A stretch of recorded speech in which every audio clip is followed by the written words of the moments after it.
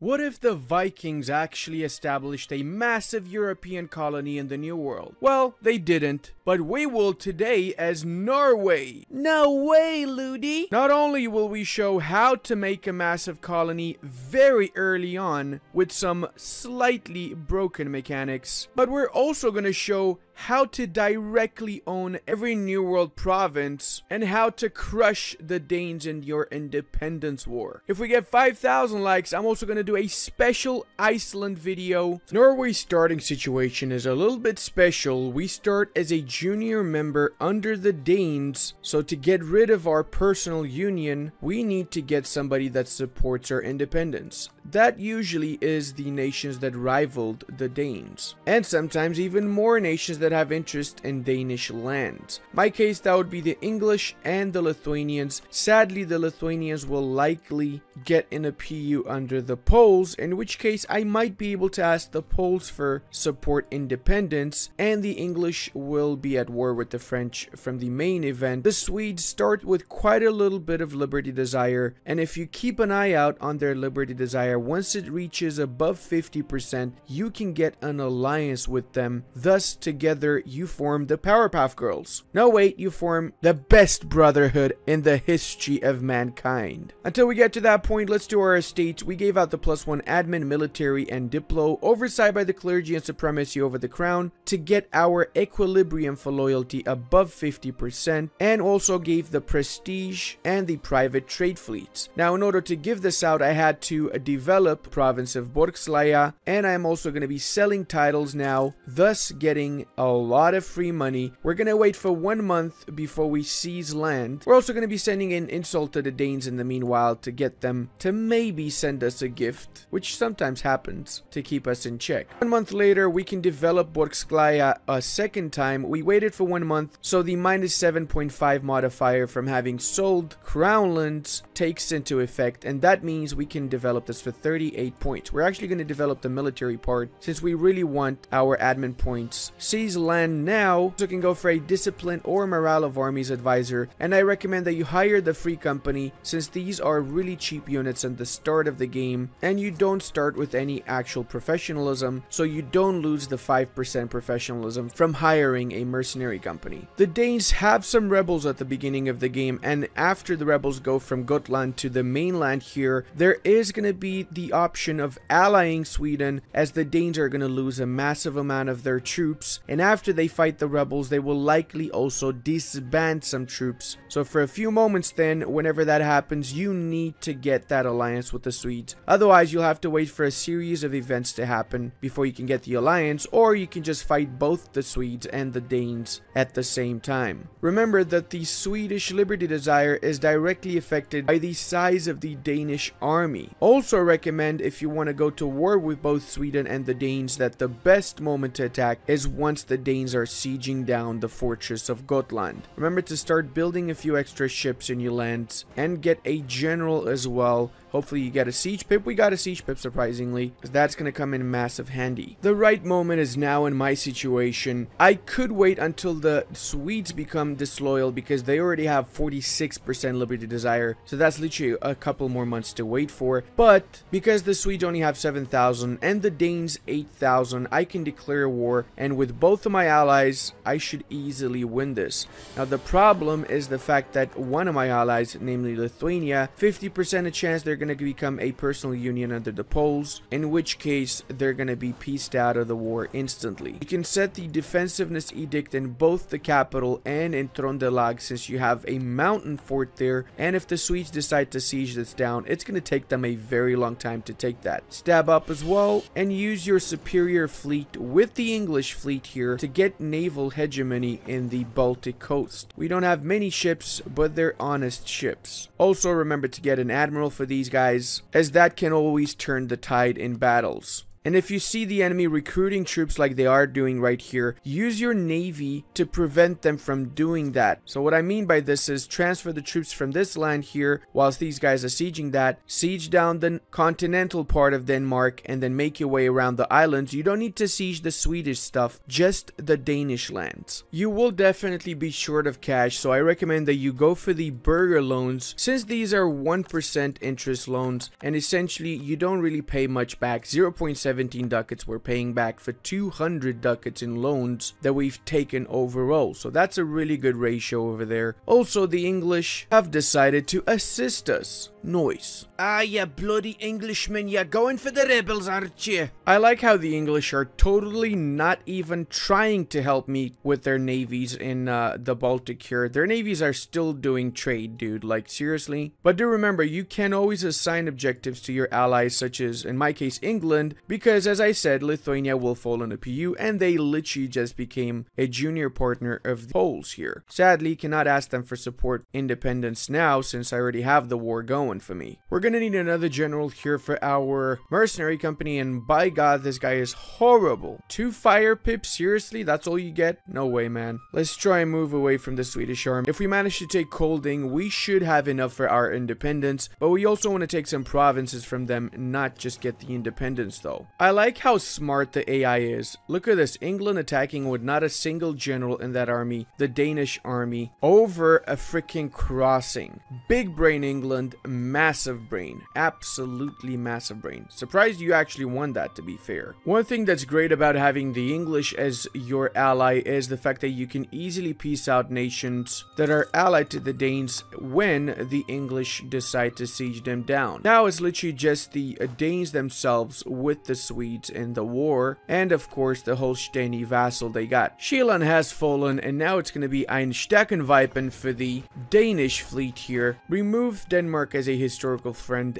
Definitely we want to do that, and we should be able to enforce our peace demands now. Well, we had to wait for a few more months, but now we do have everything we want to peace them out, so we can go for almost 100%, all the cash we can take to fix our economy, and we're also going to take some lands from the Swedes, not really taking anything from the Danes themselves, because we don't really have any interest in going into the south of Europe.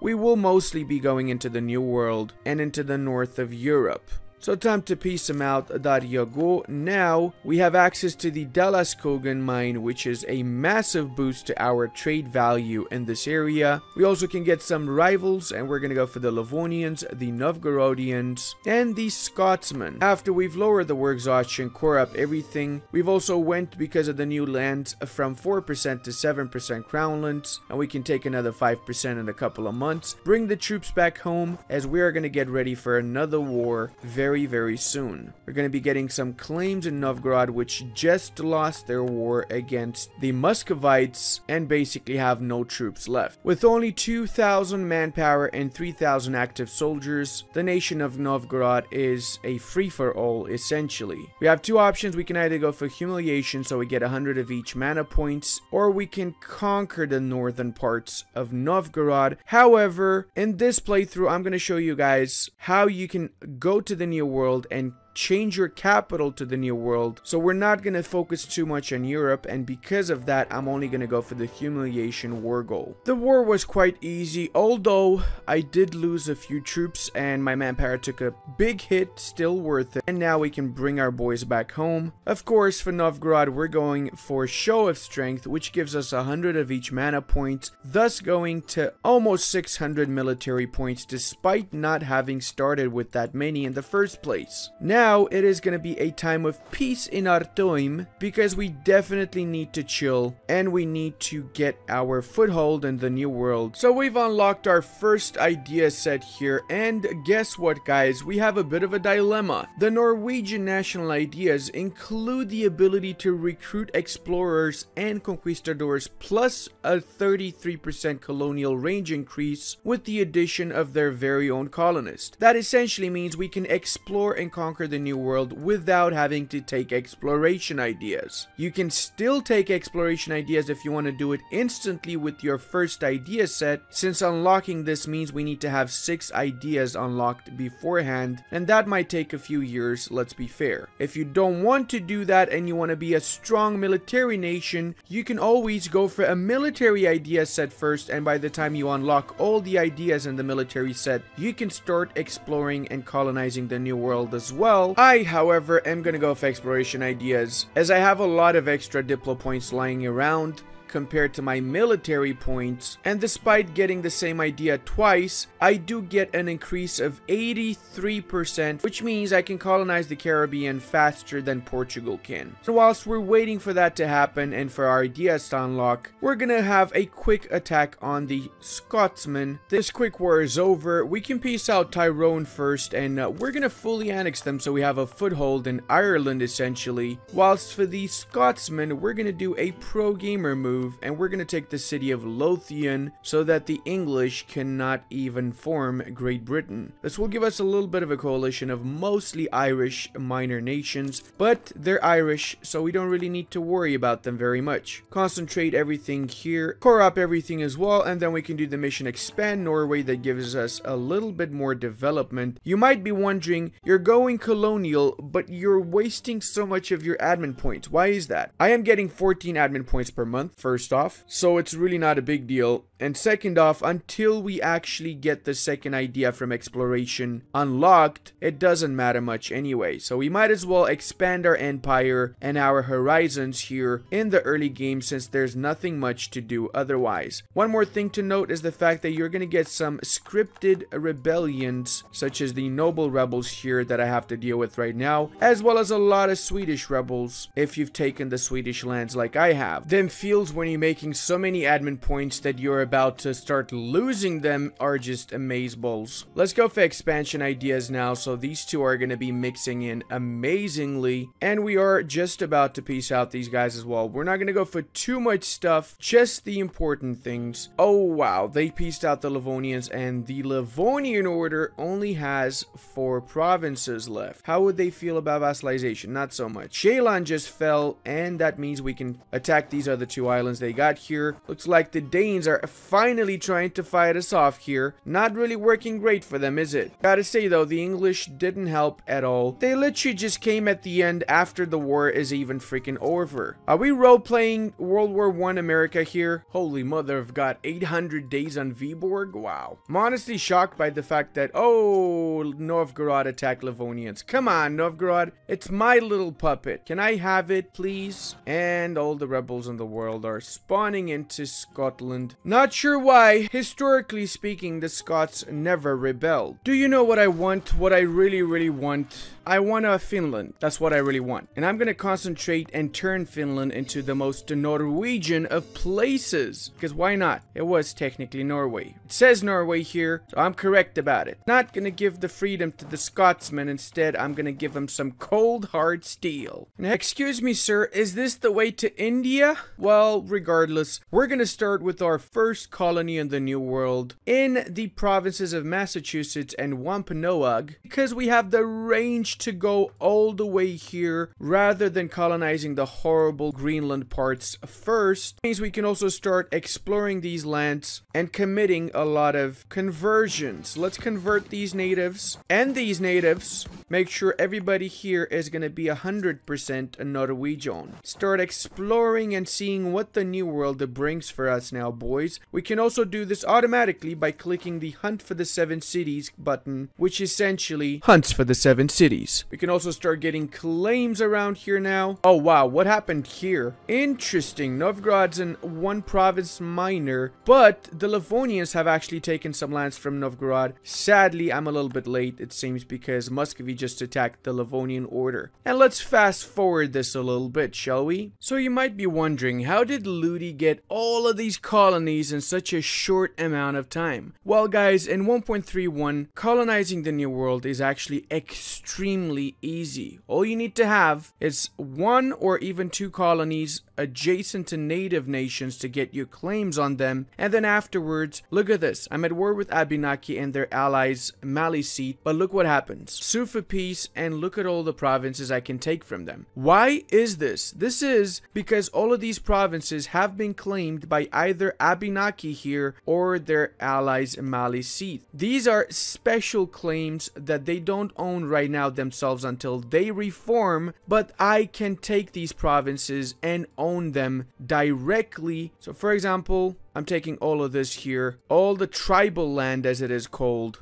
even Piquet, and look what happens after I peace out. Booyah! All these lands are now directly owned by me. I don't need to colonize them. All I need to do is change the religion, and if I want to, change the culture also. So that means we just basically core this up like you would core any other regular province. And the most important thing, because of the New World system, all of North America by the time you arrive here is claimed as tribal land by somebody. So essentially, after 5 to 6 massive wars in the Americas, you own all of those continents. One more thing I'm gonna do, and this is gonna answer an age-old question, is I am gonna be changing my capital to the New World. Why am I doing this? It is in order to prevent New World nations from appearing. There's 3 actual ways of doing this. One way would be to change your capital first in another continent. So for example, if your capital originally is in Europe, you take a single province in Africa, you change your capital to Africa, and then you can change it anywhere in the New World afterwards. The easiest, however, way and the most common one is to change your capital to Bermuda. There you go. Our capital is now officially in the Twilight Zone, basically stuck in between Europe and the New World, but it is considered a New World capital. So because of that, we're not gonna have any New World nations forming, even though we have above 5 provinces cored in the New World.